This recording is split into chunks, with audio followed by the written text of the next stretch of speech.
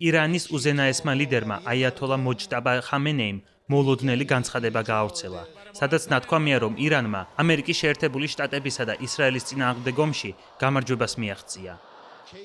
სულიერი ლიდერის განცხადება ისლამური რესპუბლიკის დამფუძნებლის რუჰოლა ხომენეის გარდაცვალების 37 წლის თავისადმი მიძღვნილ ცერემონიაზე წაიკითხეს.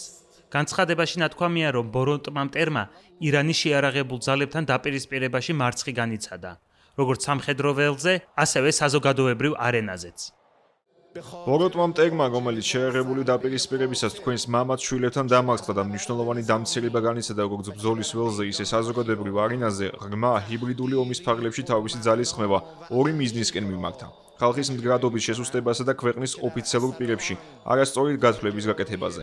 ბატონობის სისტემა, რომელმაც დაახლოებით 80 წლის წინ შექმნა, სახელად ისრაელი, ვერ იტანს ძლიერი და დამოუკიდებელი ირანის არსებობას, რომელსაც ეგრეთ წოდებული დიდი ისრაელის ყალბი და გამოგონილი გეოგრაფიის აღმოსავლეთ საზღვარზე მრავალი უპირატესობა და შესაძლებლობა გააჩნია. ამიტომაც ის არ ზოგავ ძალის ხმებას შეაჩეროს ირანის წინსვლა.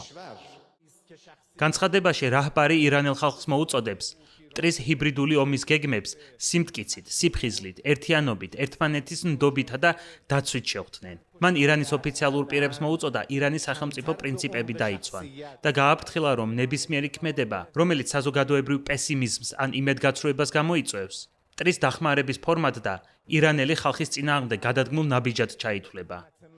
მას შემდეგ, რაც ისრაელისა და ამერიკის შეერთებული შტატების იერიშების დაწყებისთანავე ირანის ისლამური რესპუბლიკის ყოფილი სულიერი ლიდერი ალი ხამენეი მოკლეს, მისი ვაჟი და მემკვიდრე მოჯტაბა ხამენეი საჯაროდ არ გამოჩენილა.